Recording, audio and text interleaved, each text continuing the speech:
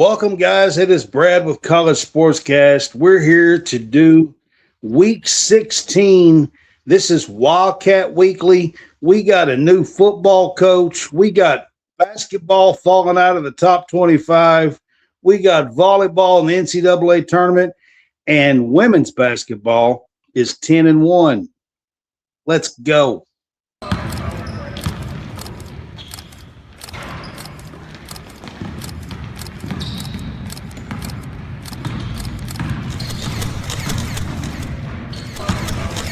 Thank you for tuning in to College SportsCast. College SportsCast presents Wildcat Weekly.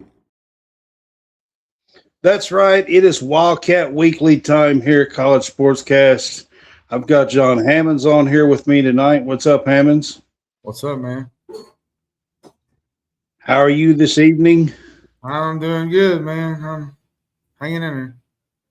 All right, man. So if you're on Facebook with us, we're growing like crazy. I think we're over 7,200 now on Facebook. We appreciate you. Hit that subscribe. It's only 99 cents a month. Does help support us just a little bit each month. And it does give you your own subscribers page and chat. And we've been trying to chat it up during games and just having a little bit of fun in the chat. So come join us. If you're on YouTube, we want you to join us there as well. Hit that like and subscribe on YouTube as well. We appreciate you if you would do that on both platforms, and that would be Facebook or YouTube.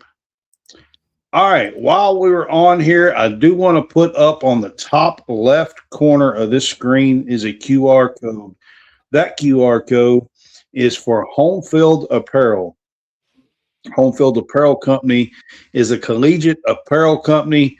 There is lots and lots of cool things there. If you're a Kentucky fan and have not checked out Home Field Apparel, man, they got some bomber jackets. They've got throwback. They got the Unforgettables shirt. They've got retro logos, all kinds of stuff there, man. Check out Home Field Apparel. Use our code CSCast, or just hit that QR code right up at the top of the screen, and it'll send you right to shopping. Look up SEC in Kentucky, and you'll find your Kentucky gear, guys. I'm going to leave it up on the screen while we're talking tonight, and that way you guys can check it out at any time during the show. All right. Like I said, this is Wildcat Weekly. We're at Week 16. This is Season 4, John. Our episode number this year, just in Season 4, is number 39. Been a ride. Seem like we've done 39 episodes of this? It don't seem like it, but we have. All right, John. We are going to get started off with the bad this week, all right? Yeah, it's behind us in the background. We're going to get started off with the bad. John, Nashville was not pretty over the weekend. It was not. It was near unwatchable. Well, let's be honest, Brad. It was ugly. They looked out of sorts. They had no. It felt like that they was just in a I'm just happy to be here type mood.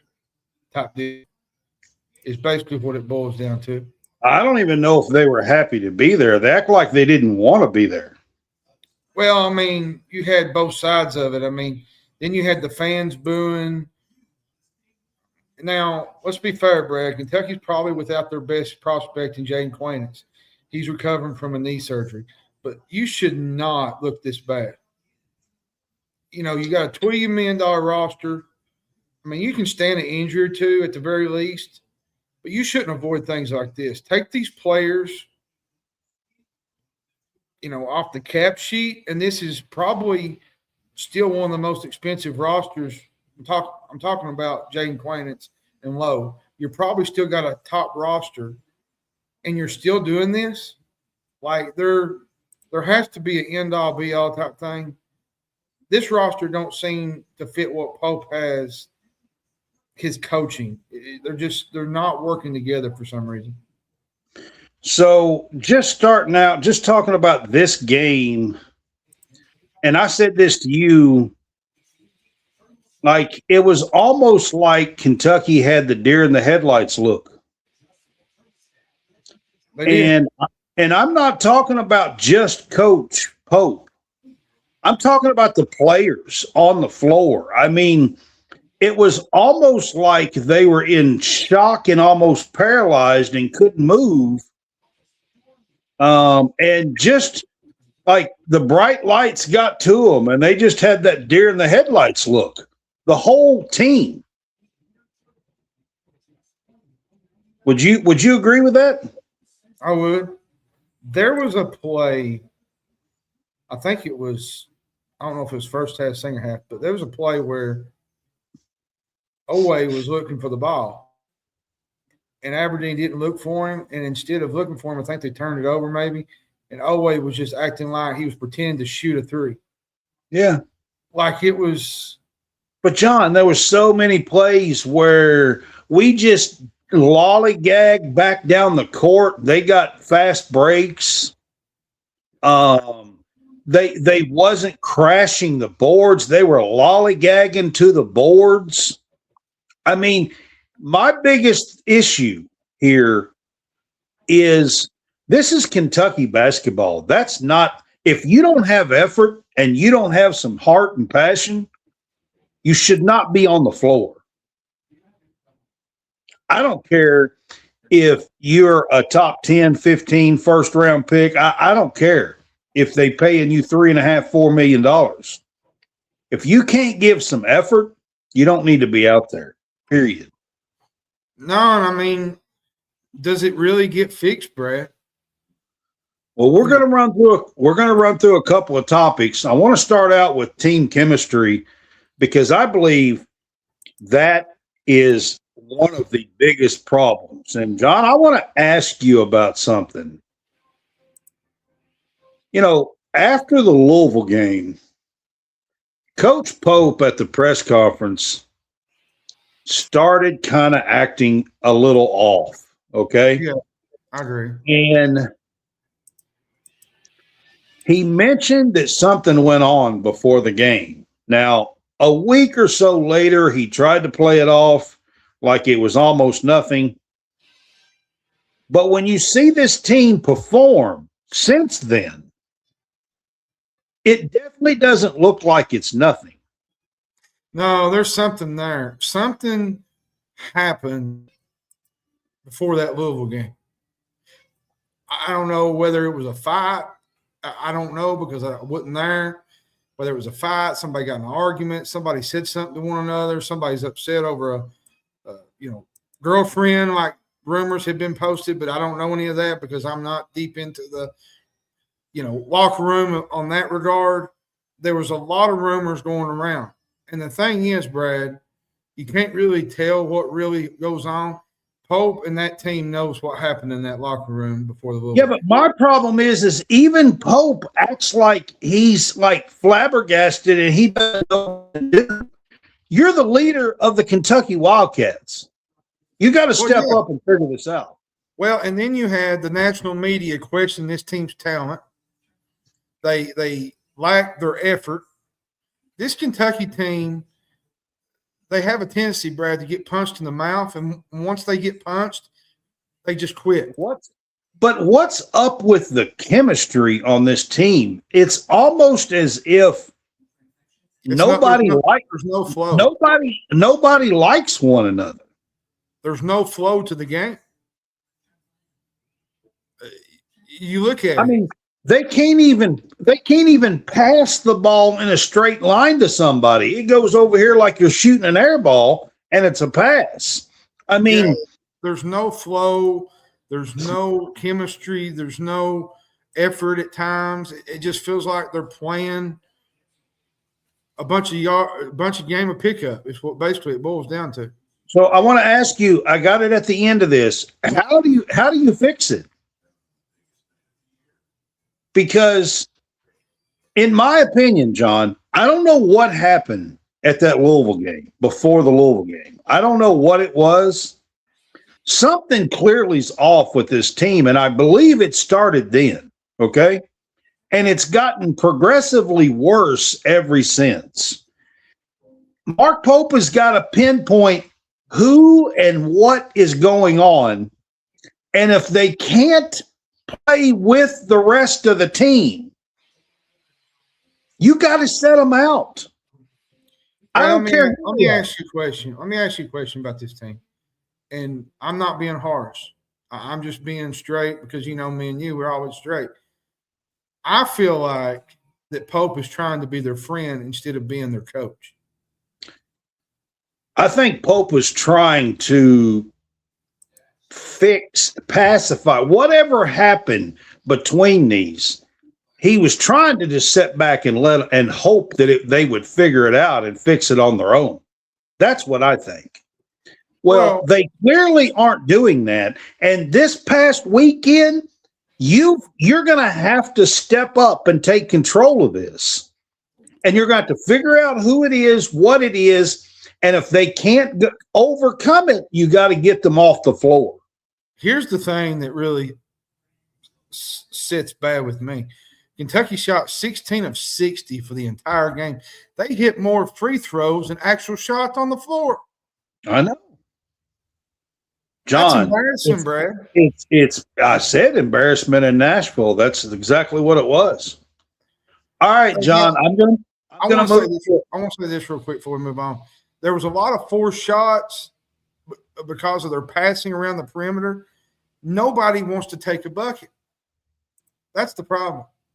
Well, when you're shooting 16, 18, 20%, and all you're shooting is threes, that's a problem. And that's exactly why offensive player fit. Pope has a system that he likes to run. And we are almost 10 games into this season, okay? This isn't a 1 or 2 game sample that we're talking about here. Bring up the stat that you told me about Graham Ike. Hang on. Yes, you can say that in just a second, but let me finish this. Clearly, John, the offense that he wants to run is not gelling with the players on this team.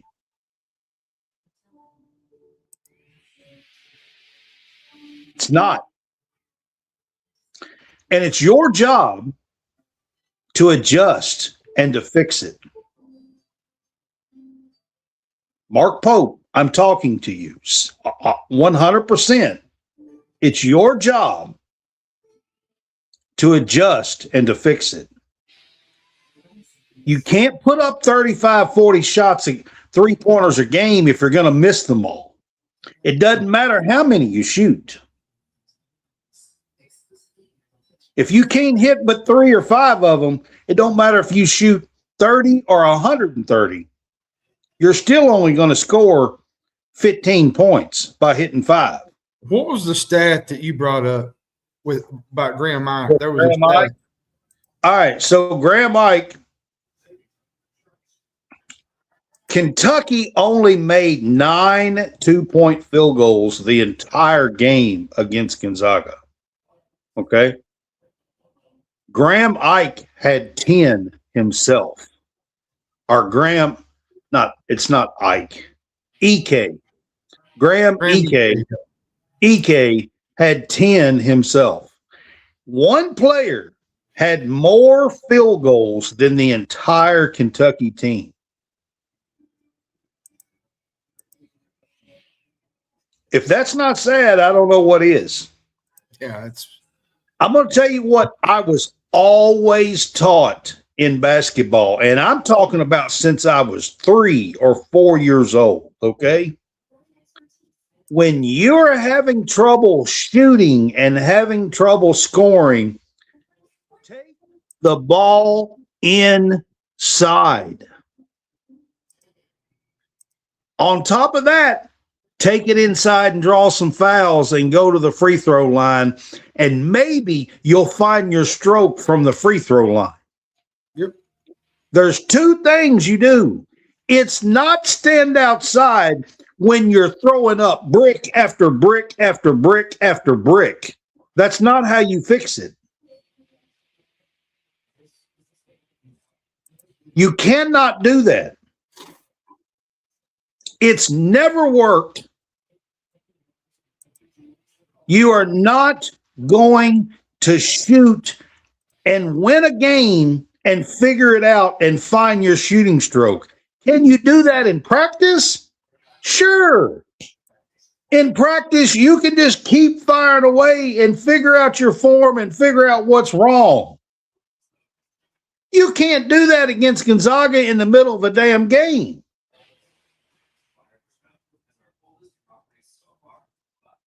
I mean, it's just, I mean, come on now.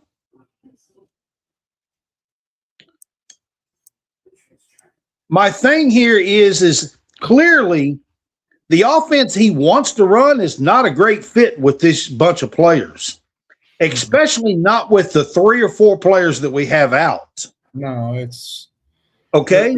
It feels like maybe if you get everybody back, maybe you can go back to it. I'm not going to say because I ain't seen it. I don't know. But right now, you have got to make some adjustments and start getting the ball inside and score some damn points. You can't have 3 or 4 damn field goals made at halftime. Another thing that really kind of offset the offense was the fact that it got the defense into a bind. You know, they would step slow, getting back in transition.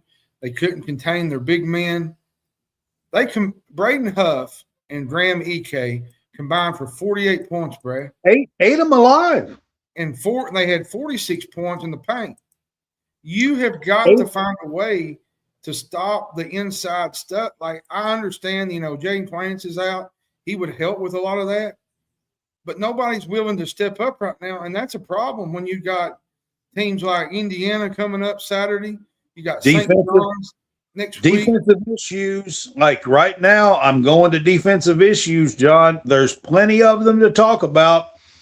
You can talk about getting back. You can talk about, off your offside, but off the ball side. You can talk about hustling back, like to get a rebound.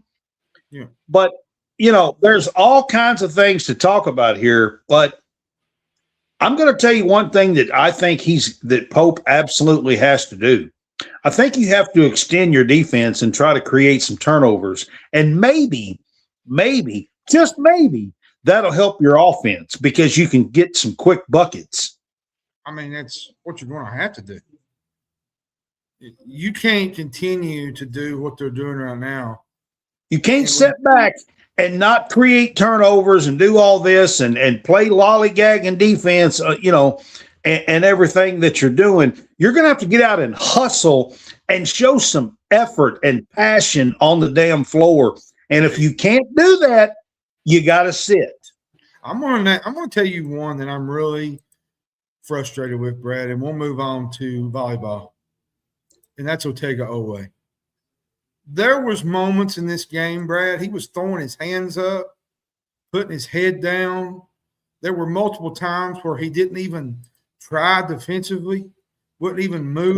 Let me ask you one more question about this defense, and you're right on Owe, all of them. I'm not pointing anybody out specifically, okay? Not really, because the other night, all of them were horrible. But I want to ask you something. Did you see anybody block out in that entire damn game? I mean, there might have been a few times, but when it was, it never really made a difference. I mean, Lord have mercy. Do we not teach blocking out in basketball anymore or what? I mean, you gotta get some physicality in the paint. You cannot continue to get pushed around like they're being pushed around. And when you do that, you're not going to win very many games. You're going to be like you was Saturday or Friday. You know, they had 48 points in the paint, Braden Huff. It's just going to continue to add up, and it's going to add up to, I mean, you talked about it, Kentucky missing the NCAA tournament. So this is my last topic, and we're going to move on from Kentucky basketball. From the very beginning, Pope has preached about playing for the name on the front of the jersey. Yep. From the very beginning. And that's the thing. And that's the thing. If what we saw on Friday is playing for the name on the front of the jersey, we've got a huge astronomical problem, because that, my friend, was about as pitiful of an effort that I've ever seen, and I've been watching Kentucky basketball for nearly 50 years. I'm going to tell you this. The one thing that really agitates me is it's not only like, you know, Kentucky media looking at it. You have Bruce Pearl calling it out. He said the jersey has to mean something. I appreciate that. I'm not sure if this is Dwayne, but if it is, I appreciate that. It's Dwayne. Bruce Pearl brought up a good point. The jersey, the front of the jersey has to mean something. And right now, you got $22 million payroll of a bunch of guys that feel like that they can just do their own thing. I'm going to tell you something. I'm going to tell you something, John. If it doesn't mean something to these players, it sure as shit should mean something to Mark Pope. He wore this jersey, and he won a championship, and he won a national title. And by that, I'm not questioning you, Mark. I'm not. What I am doing is I'm wondering why you're sitting back and watching these other kids and allowing them on the floor to do that. I don't know, but you can turn your head. You can look back. You got players on the bench. I mean, I promise you, somebody will get on that floor and play with passion and care about the name on the front of the jersey. There was a point in that game, I kid you not, and I know I'll probably get whipped over this, but there was a point in the game, I think we was down to 8, maybe 9 early in the first half. Might have been more than that I would have put Walker Horn in just to prove a point. Any of them. I don't care who it is. Those two you got sitting over there that you talking about redshirting, I don't care who it is. Hawthorne and you cannot sit and watch these guys play with no heart, no passion, and not caring one bit on the floor in a Kentucky jersey. You cannot let that happen again. You can't. Unfortunately not. Nope. Now, with that said, John, there are 2 opportunities this week. You get a warm-up game tomorrow night, North Carolina Central, and then we get Indiana. It's a home game at this court behind us, Rupp Arena. You've already let North Carolina slip away. It's a must-win. I'll be honest with you, Brad. This Indiana game, I'll just be honest with you, it's crucial. It's a rivalry game. You know, it's the first game back for Indiana probably since the early 2000s. I don't even remember a time when Indiana really came to Lexington. It's been since, as far as I know, it's been since the 80s. And I think they played a game, I think it was during the Billy Gillespie era, maybe. I can't remember. It was just one game. But you got to win this game. You cannot afford to lose this game with St. John's the following Saturday. Because here's what's going to happen. I wrote an article on this. It'll be out in the morning. What's going to happen is if you lose this game and you don't beat St. John's, you have no wins, ranked wins, and non-con that's going to help you on Selection Sunday? Nope. None. Nada. Nothing. Zilch. Zero. That's what you got. A goose egg. Yep. As my dad used to say. So you better win this game. All right, John. I am going to move on from to volleyball. All right. We're going to move on from basketball. We're going to move on to volleyball. There is a big week in volleyball this weekend, or actually this week. I want to bring it up because I want to mention it because I want fans to show up, man. It's a tough one. It's a 3:30 in the afternoon game on Thursday, and I'll put that up on the next one. But Memorial Coliseum is hosting the Sweet 16 and what would be the Elite Eight if you're comparing in basketball. I don't know if volleyball calls it that or not, to be honest with you. But it's round 3 and round 4, and it's the right to go to the Final Four. It's a big deal to be the number 1 seed, the number 1 seed, and to have this and to host this at home. I'm going to tell you something, Brad. This Cal Poly team that they're fixing to play is really good. It is. That is who they play on Thursday is Cal Poly. Listen, they had a really, really good run against USC. They did. Emma Frederick, she's really, really good.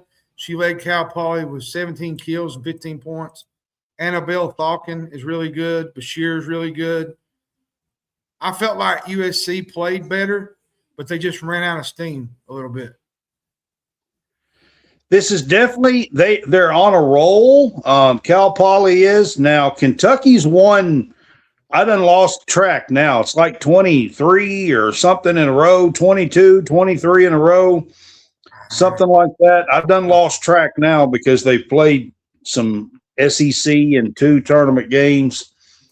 But it's like 22, 23 in a row, something like that. Kentucky has won.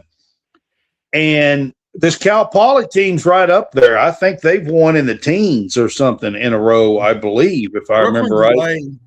Had a career high kill count. She tied her career high with 30. Eva Hudson was responsible for 57 of those.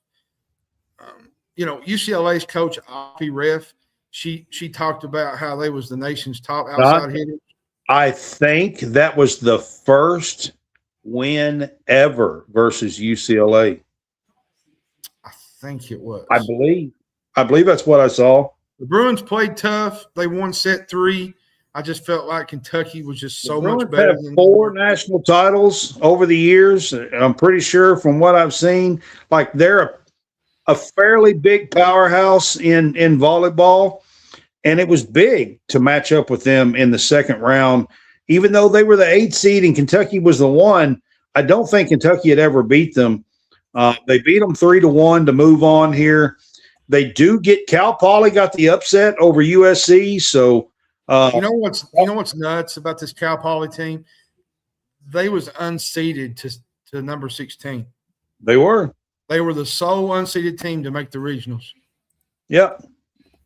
They were. And they don't have a seed beside them in the NCAA tournament. In volleyball. They play really tough. They're hard-nosed. They get after it. They're fast. They're quick. I just think Kentucky has a little bit too much, Brad. I really think Kentucky's going to go to the Final Four. Now, I've seen crazier things happen in these tournaments, but I just feel like Kentucky has that drive right now. They're playing some of their best volleyball right now, and I think they're going to get there and make some noise. So also on Thursday, Arizona State and Creighton play each other. This will be in Memorial Coliseum as well. So it is 2 games that you get to see on Thursday. Arizona State's really good. Creighton is really good as well. Yeah, Creighton's good. I think – what are they? what seed was they? I can't remember. So USC was the 4. Before Creighton, I think was Arizona State is either the 2 or 3. yeah, something like that. Creighton, they got pushed by Northern Colorado in the first round, and then they had to really play tough with Northern Iowa. So it's going to be tough for Creighton against a really good Arizona State team. I think Kentucky has got this region. Now, like I said, it's up for grabs. Anything can happen, but I think Kentucky being at home helps quite a bit. They need the crowd to show up. This will be Thursday and possibly Saturday for the region finals is what I will call it here. That game, John, will be for the right to go to what we call the Final Four. And it is in Kansas City this time. So, if Kentucky can make it through this region and they are the top seed, it would be an upset if they get beat at home, to be quite honest with you. They are the favorite here to get to Kansas City next. I think it's the 18th and the 21st or something like that, the games. Yeah, something of that nature. So it'll be like next week when they're playing those games. And the champion will be crowned. All the 1 seeds are still in this thing. Texas, Pitt, and Nebraska and Kentucky are all still in this out of the Sweet 16. So it's just going to be really exciting. I know the girls have put in a ton of work, and they're extremely talented. I'm definitely going to be pulling for them. Going to see if Eric's going to go to one of the games this week for us. So stay tuned. We'll see what we get done here for volleyball. We're going to move on to women's basketball. And John, I was in Memorial Coliseum yesterday, and the Cats got the win. Yeah, it was a slow start, but they won 82-55 over Central Michigan yesterday, improved to 10-1 on the season. I want to talk a little bit in this game, John. Tiani Key played pretty well. She had 17 points and 11 boards, had a double-double. And there was 5 girls in double figures. Tony Morgan also had a good game. She had 12 points, 11 assists, and again, 0 turnovers yesterday. And, of course, Obi and Strack both had 14 points. So it was an all-around game for the girls yesterday. Yeah, and they scored the first 12 points the third quarter. They pushed their lead out to 19. They led, I think, by 15 through the third quarter. They only allowed 3 field goals in the fourth quarter, and they led by 30 at one point. So they basically put this game away. And another thing that was kind of interesting about this game is Charlie Darrington, former UK Wildcat football. His daughter plays for Central Michigan. Yep. And she had 11 points yesterday. She actually had a big cheer in the crowd during the introductions, the starting lineups. The crowd cheered for her, knew who she was, Darrington, and she had a good game yesterday. She was actually in the press conference and was talking about it afterwards. So that was kind of cool to see as well from this game yesterday, to be quite honest. But John, today, Kentucky women, they wake up and every day the net rankings is updated. And today they went from 8 to 7. They are number 7 in the net rankings today. They are 10-1. They have 4 road wins. They're 4-0 on the true road games this season, and that helps their net rankings. They're number 7. South Carolina's like 6.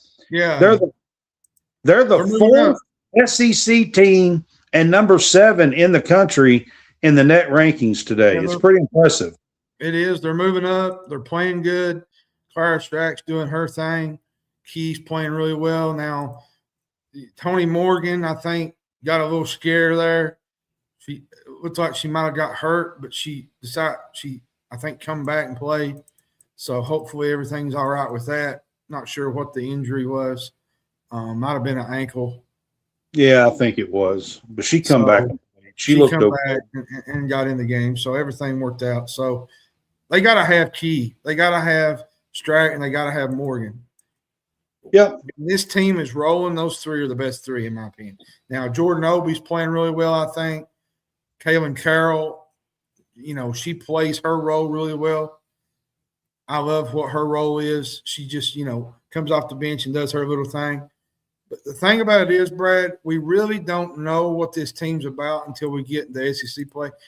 I feel like the Maryland game, I'm not going to say it was all them, but I feel like a lot of that had to do with jet lag. Being over, it could have been. Over in Puerto Rico. I mean, it could have been. Could have had some, slide effects. Yeah, it could have been. So about this net rankings that I was talking about here, Kentucky's one of 7 teams that's got 2 or more wins, quad 1 wins already. That's one reason why they're up there. There's only 7 teams that have 2 or more quad 1 wins. So Kentucky is 2-1 in quad 1 games right now, and number 7. And also today, John, they went up 2 spots in the AP poll to 15. They did. They're reaching for number 10. They're getting in close to the top 10. They do. The thing that really bothers me is they don't play again to the 14th, which kind of stinks. They play Belmont. This is the worst time of year. Me and you talked about that actually is my next topic. And John, I don't know if you know that much about Belmont, but they're one of those little tough, like small school teams. They have played 3 games against quality opponents. They played Tennessee, they played Oklahoma, and NC State, maybe. I can't remember. They played 3 of them and hung close in all 3 of them. Yeah, for most of the game. And John, this is on the road. These other teams have not played them on the road. This is going to be at Belmont's home. This is in Nashville. It's going to be a tough game. It's not going to be an easy environment here going into their house to win against a tough opponent. It's going to be tough, but I feel like the girls know what they're getting themselves into. I like the fact that Kenny Brooks plays these games. It kind of prepares them for the tournament, prepares them for SEC play. It will be a good learning experience for both teams, for Belmont Bruins and Kentucky. So I think this game will be fun to watch and see where Belmont lines up to where they could make a run in their conference tournament down the road. If you go check out Belmont, the girls' team, the women's team this year, they have played 3 quality opponents and played them tough. Now, Tennessee, I think, pushed it out to a 10 or 12-point win at the very end. But, I mean, this was a 3 or 5-point game with just a few minutes to go. Belmont had the lead at halftime in that Tennessee game. They did.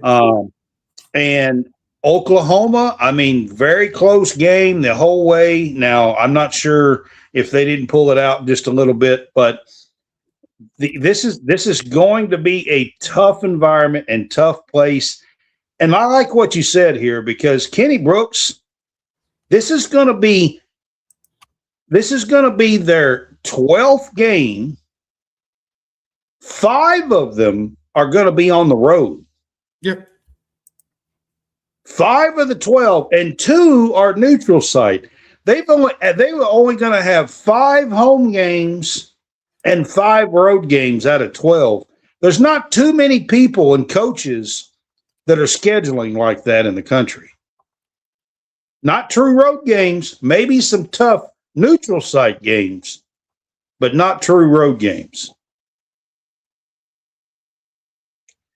one last topic, and we're going to get to football topics here, John. The women's team, they're top 10 in the country in a ton of stats. Yep. Defense. They're number 1 in the country in block shots. They're like number 3 in assist to turnover ratio. Defensive field goal percentage, they're like number 3 in the country. Scoring margin, they're in the top 10. And there's 2 or 3 others as well.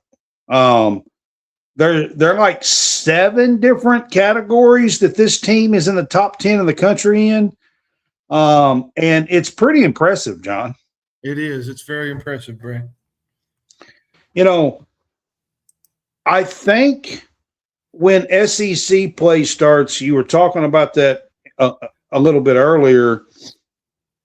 I think when SEC play starts, I think other schools are going to be surprised at just how tough defensively this Kentucky team is. Yeah, they're going to be good once they get into SEC play. They're going to go up against teams like Texas, Tennessee, LSU right off the bat. Right off the bat, like you said. It's going to be impressive to see where they stand in those categories when they go up against tougher competition. It is. All right, John, we're going to get to football. Let me get some let me get this changed over. We're going to get to football. There's a lot of stuff to talk about, John. We were on here Monday night. And last Monday night, there was word that it was going to be Will Stein. We pretty much knew, but it wasn't official when we were doing the show. And it wound up being official like an hour after we got off the show, maybe last Monday night.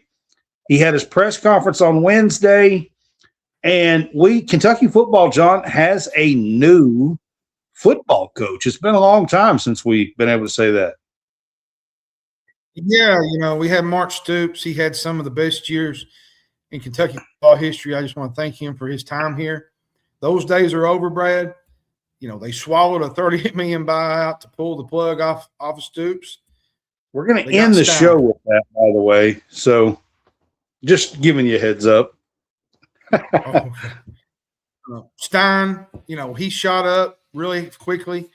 He was assistant coach at a Texas high school. I think, was it Texas Lakes? I can't remember. He had a really fast rise, Brad. He had one of the nation's best offenses in the past 3 years. It's Lake Travis. Lake Travis, that's it. Now, he's probably not going to have the same caliber of athlete that he would at Oregon. But I'm going to be honest with you, Brad. He offers hope, success through the air. Kentucky's probably going to find him some quarterback. Find him a quality quarterback in the portal. I don't know about Cutter Bowley. There's a lot of talk that he may stay, he may go. I don't know yet. It depends. Yeah, it is like where Bowley's mind frame's at. This typically, Brad, I feel like this kind of hire, it feels he's really never led a program. He's one of the top young offensive minds, right? His offenses at UTSA was really good. His development of quarterbacks were really good. You're absolutely right. It's kind of exciting time, despite the last 2 years for Kentucky football fans. But I want to say this: there was some news that come out earlier this evening, I guess I should say. That there was another SEC school that offered him before Kentucky did. I think that was Arkansas in their search. I'm not 100% sure on that. You can correct me if I'm wrong. But I do think Arkansas was the first one to reach out to him. But from my understanding, Kentucky had already made, just an initial, hey, would you be interested if it comes available type deal. And Stein had already told them that he would. The way I understand it. That was back when we were getting trounced by Tennessee and stuff a few weeks ago, 6-7 weeks ago now. And so there was already some word that he would be interested. But before they fired Stoops on that Sunday and hired him on Monday, another SEC school had already made contact with him and kind of offered and see if he had any interest, at least. So I thought that was interesting. But John, I want to get to, well, everybody talked about the press conference, but the day he had his press conference was the first day of early signing day, and here he is, brand new, just flew in the night before, and he's on the phone with these recruits, taking NLIs and everything, and trying to put together a signing class. Well, yeah, and we added the LSU offensive coordinator, Joe Sloan. He took that same role in Lexington. Sloan's history at LSU was 20 to 25. He's had a really good history with quarterback development. We had Jaden Daniels. Burke has a history with tight ends. Burke will be here too. Pat Bondo, I think that's his name. He was the Oregon's director of recruiting. He will be the new general manager. You're jumping the gun on me. I want you to talk about the recruiting class because all you're talking about is my next topic. Oh, okay. We'll get to that. Well, I promise. We really don't have a big class right now, Brad. We got the Darby kid from LSU, the decommit. There's a few Kentucky kids that signed. I feel like he's going to go more portal this year than he will be in the recruiting realm of things. I think it's pretty darn amazing that he's never been a head coach. He flies in the night before and has to wake up, and it's signing day, and to be able to almost all the class except for one that was signed committed to Stoops a couple of days before, stayed in the class, and Stein added about 3 kids to this class, a couple of offensive linemen, the Darby wide receiver, 4-star from LSU, which is his first big Kenny Darby, his first big commitment signing, I guess you could say. And I just want to give him a shout out. I think his 15 players. And to do that in your first day, I thought it's pretty amazing. Now, I will say that they had a 4-star flip. Messiah Tilson. They did. From Purdue. He's the one kid. I'm going to say this. For Kentucky to make a late push like they did for Darby, he's a 4-star wide receiver, Bossier City, Louisiana. He played at Airline. He's the 188th overall prospect, and he's the 6th best ranked player in the state of Louisiana. And the top wide receiver in the state of Louisiana. Here's where it really blows my mind. He was down to Alabama, LSU, Colorado, Ole Miss, and Houston. You basically knocked him out with Coach Prime and Bulldogs and the Alabama Crimson Tide, plus LSU. Yeah. And then you bring Joe Sloan in to be the coordinator. That's part of it, is they brought in Joe Sloan, which is a big-time get. He's got some major credentials when it comes to pulling some guys out of LSU. He's recruited really well. He was the quarterback coach for Jaden Daniels. And now that he had been the OC the last year or two for Brian Kelly at LSU, he's got some big pull with recruiting, including getting this Darby kid. But I also what about the Burke? Is Burke from UTSA still coming? Do you think he's still on board? Yeah, I believe he's going to be up in the press box. The word is that he's going to be here. So you're going to have a couple set of eyes. You're going to have the offensive coordinator, Sloan. You're going to have Burke up in the booth. it's going to be a nice fresh of air for the Kentucky He's bringing fans. a big-time name. I don't know how to pronounce his last name yet. I have not heard anybody say it, but he has a general manager from Oregon, Pat, starts with a B.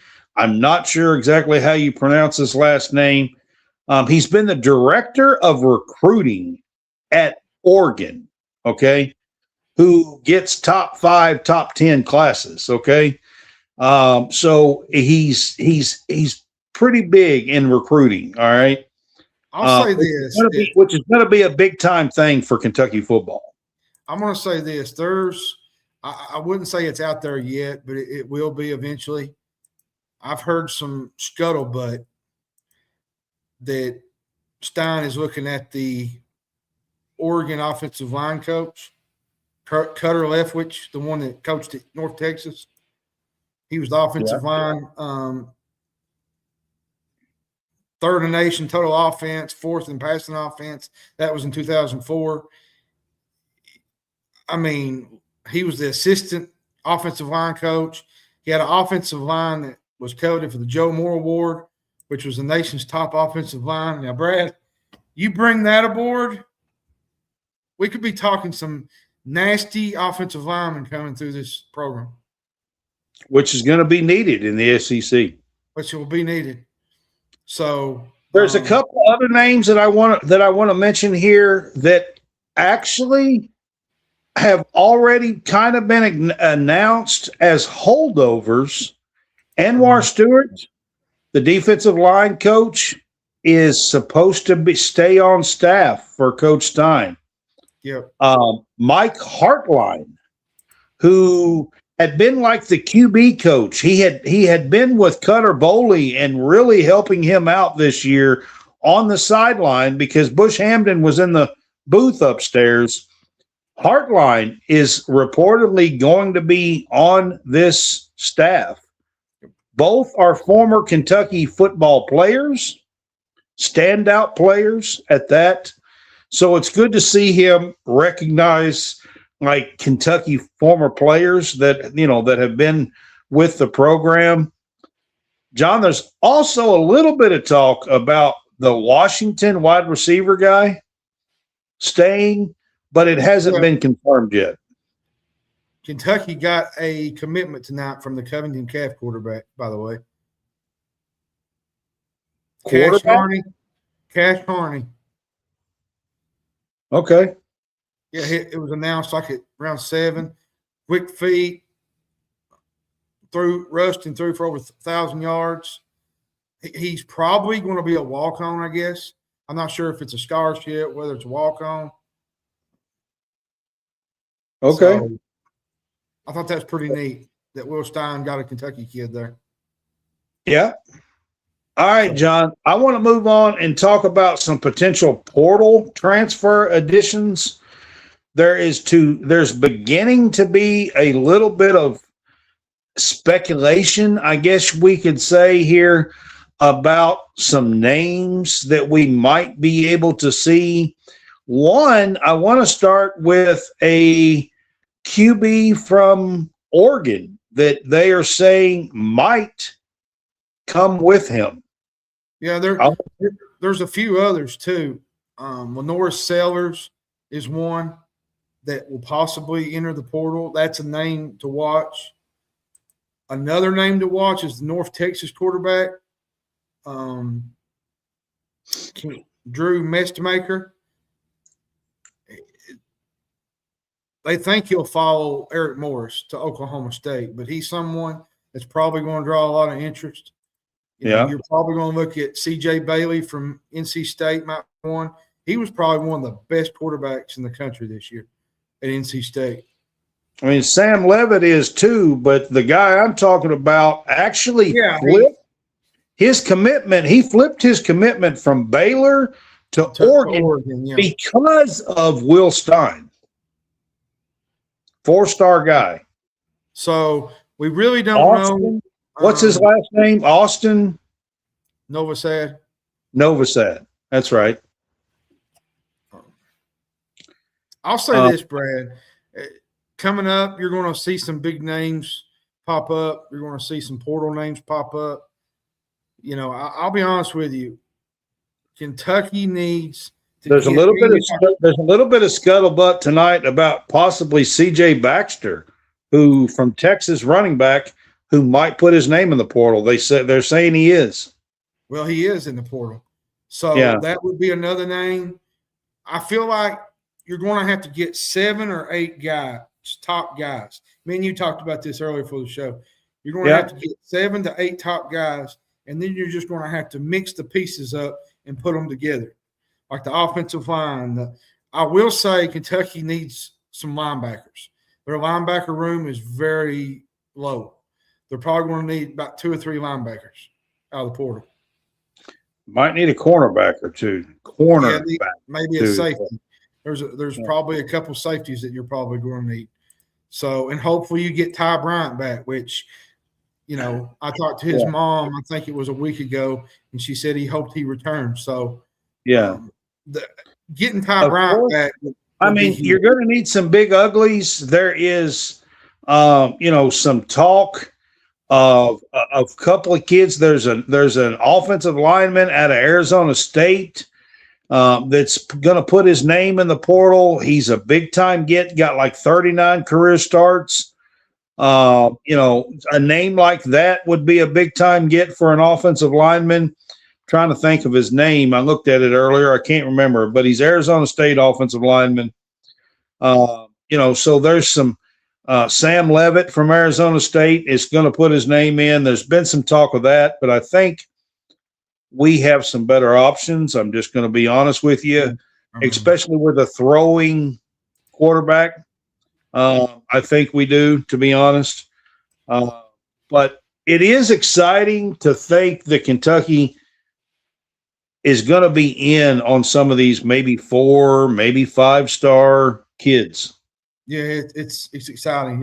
It gives you a lot of hope for next year. You know, I tell people this all the time, and we'll kind of just drag this in to the Stoops thing.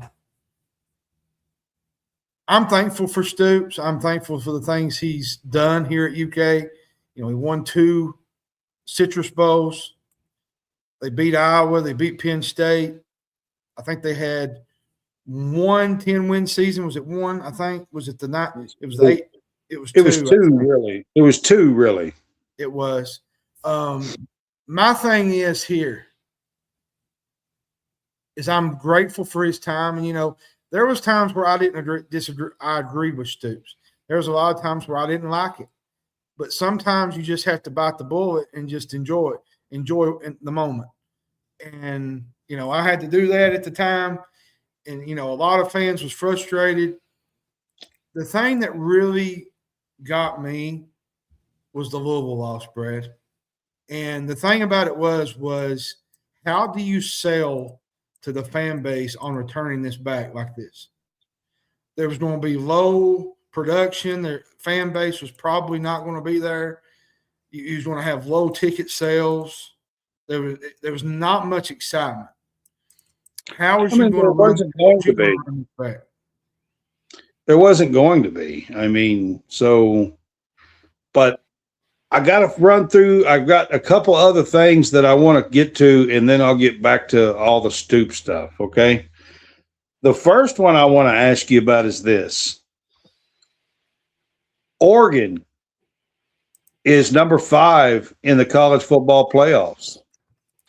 They're going to be playing number 12 JMU in Eugene, and their offensive coordinator is our new head coach, Will Stein.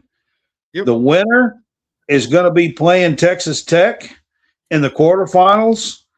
And do you think BBN will be paying attention and pulling for the Ducks in the college football playoff? And I say that because I feel like that this is a recruiting pitch.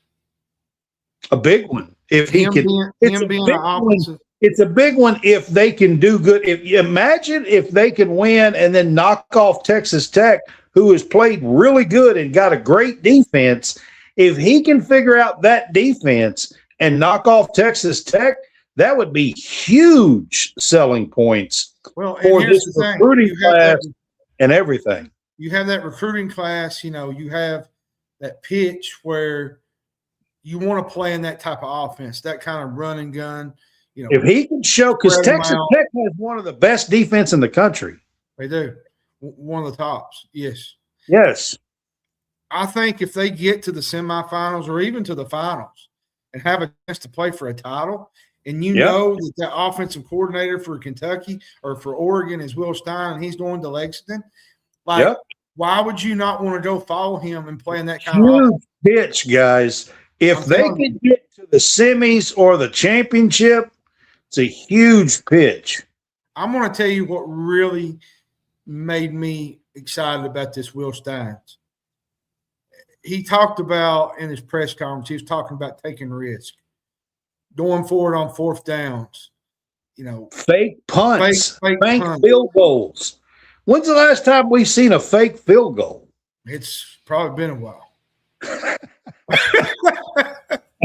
And he talked about, lighting the scoreboard up, getting the fan base excited.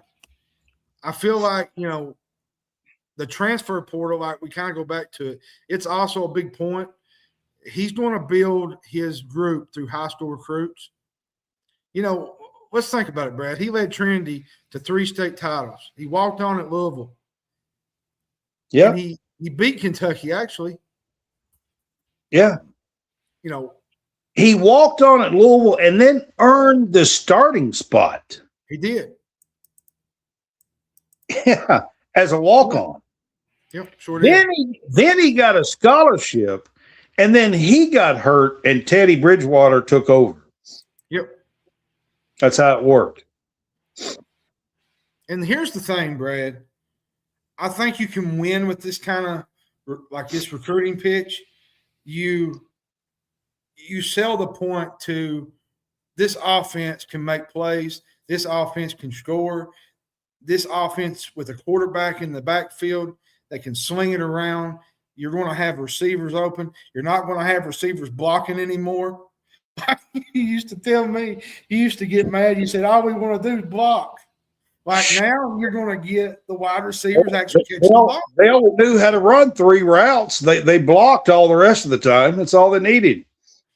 But now you're going to see a different kind of style. You're going to bring that style play to the SEC, and kids want to play in the SEC. I'm kind of joking, guys. That was just a little fun, just a little joking, but still. Right. But to get back to the Stoops thing, I'm thankful for the time here. I'm thankful for his opportunity that he had here. He had 13 years of the first couple of years was not great, but he kind of pulled it together. He got Josh Allen's. He got Mike Edwards's. He got Austin McGinnis, the kicker, one of our top kickers of all time in Lexington. I feel like he's one of the best kickers we've ever had. You had Jeff Badette. You had Benny Snell Jr. You had Lynn Bolden. You had Will Levis.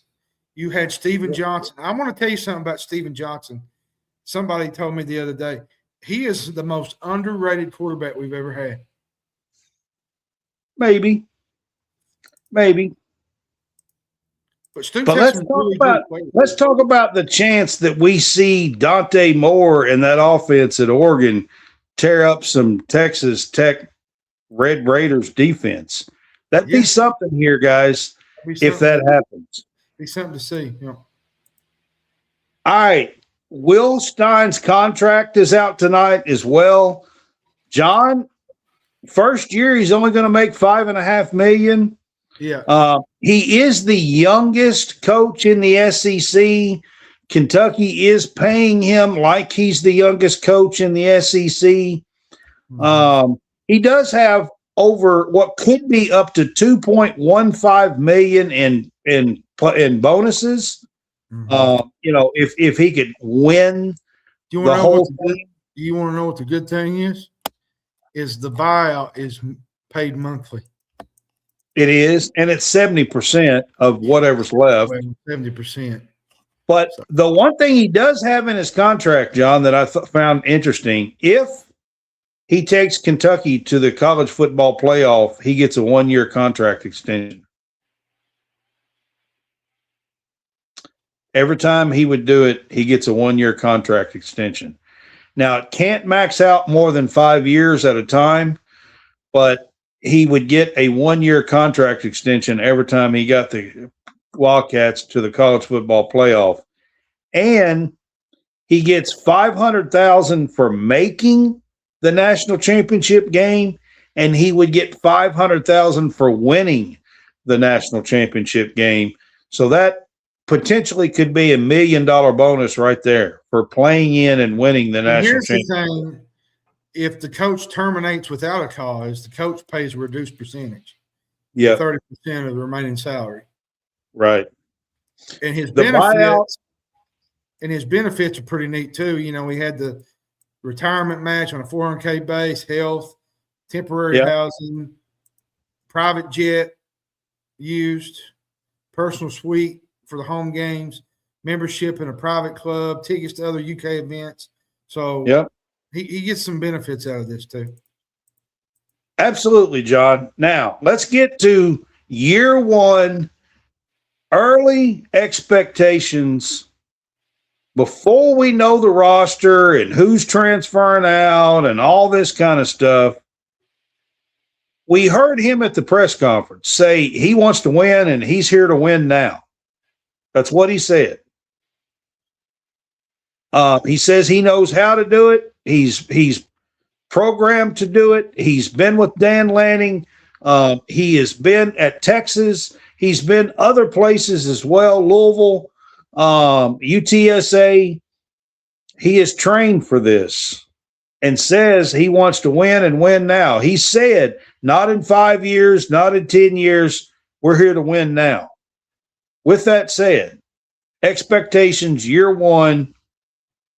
Kentucky's schedule's not soft, I can promise you. And, you know, he made a statement that says, why even show up if you're not trying to win it all? Yeah. So, year one expectations, what do you think? Would 8-4 blow your mind, or is blowing your mind 10-2?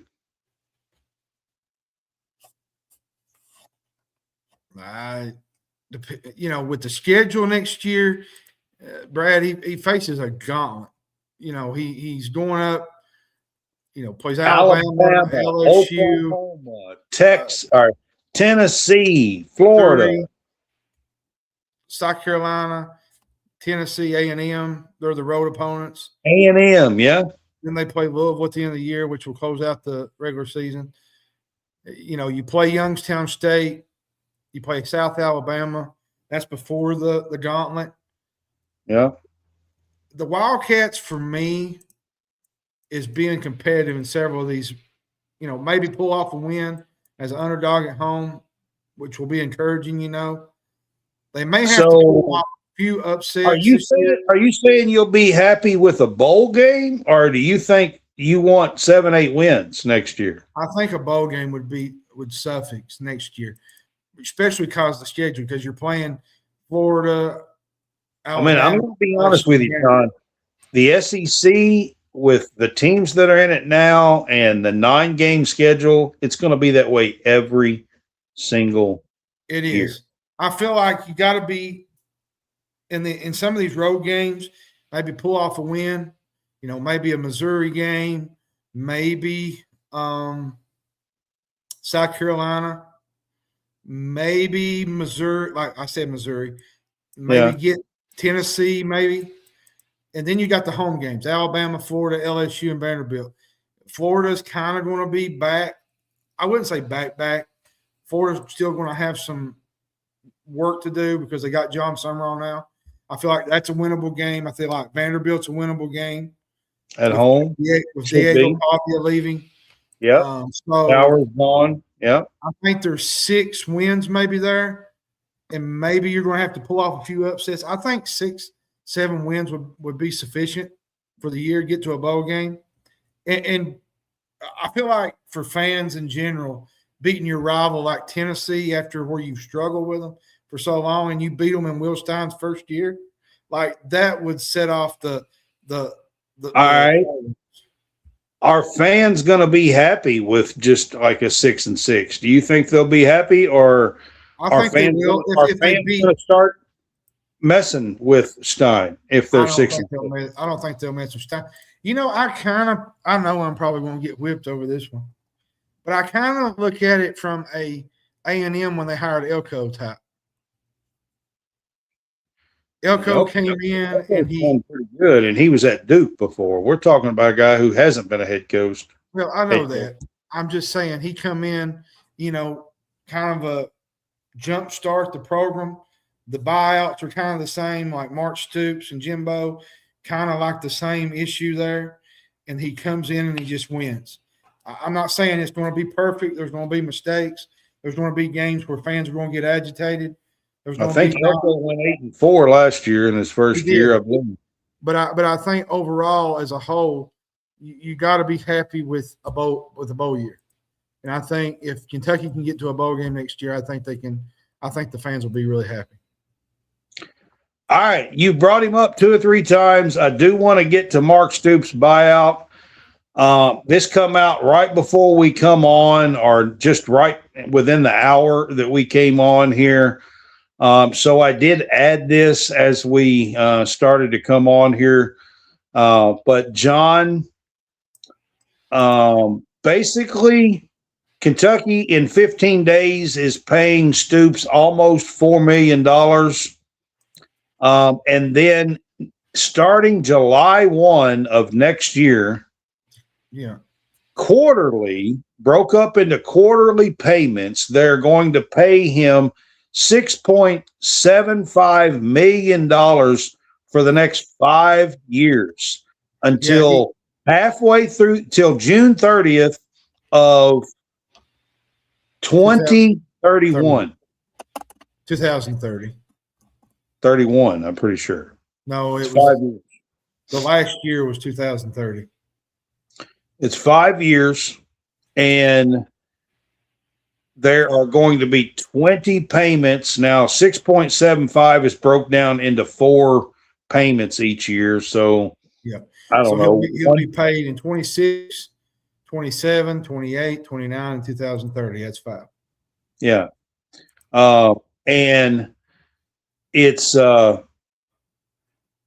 I said, 6.75. Now, Stoops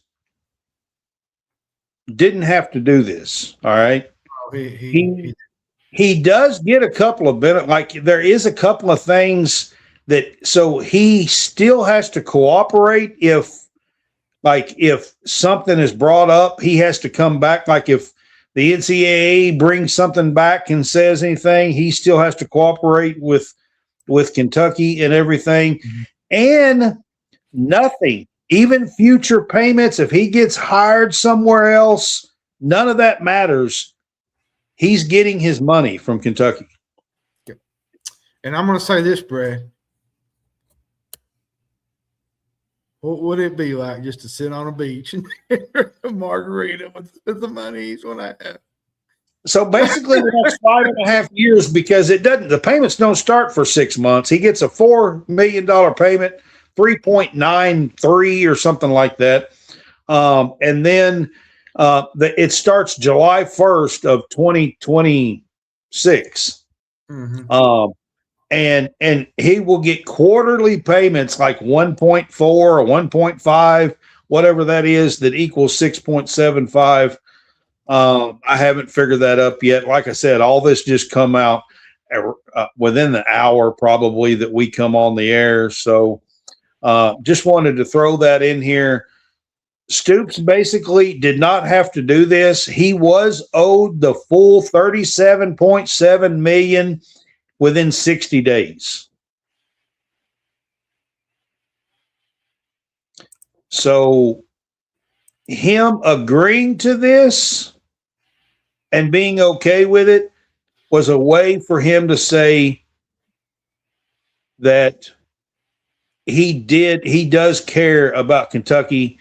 He does care about Kentucky athletics, and not holding them to the whole thing within 60 days. Well, I say that to end this show. He did do the right thing for himself, John, and he is going to get his money no matter what. But he at least prolonged it out for Kentucky. Yeah, here's the thing that really sets it apart is he could have walked into that room as we're getting off the show, but he could have walked in that room and said, "You know what? I want my money now. Yep. I want my money this moment." And Kentucky would have been in a bind. Absolutely. They'd have probably had to bring Stoops back. But because he was gracious enough to sit down and kind of work things out and do it quarterly, they decided to be transparent and be open to doing things the right way. And I think that protects his legacy. It does. And his opportunity to come back one day. If you're a Kentucky fan and you're not okay with – listen, this wasn't Stoops' fault, and he had the contract to hold Kentucky to this. Yeah, he didn't have to do this. Now, let's be honest, John. Between Will Stein's contract and Mark Stoops' contract, for the next 5 years, Kentucky's out a lot of money for football. They are. Because the one thing that we're not even talking about yet is Will Stein's new staff. Well, the thing is, that's not only that. You're looking at the NIL part of things. There's a lot of things kind of in play here. And yeah, but you got to add another $5-6 million for a new staff at least. All right. So you're paying him 6.75. You're paying Stein over the course of his 5-year deal. It's an average of 5.7. Wonder where that chump money's coming from. That's 5.7. Then he can have 2.15 million in bonuses. Yeah. 5 million, 6 million for a staff, and then you're going to have to pay the players $15 million a year. You're going to have to get NIL deals and all that stuff going. So, you're going to have to spend at least $15 million because a lot of these schools are spending 25 or 30.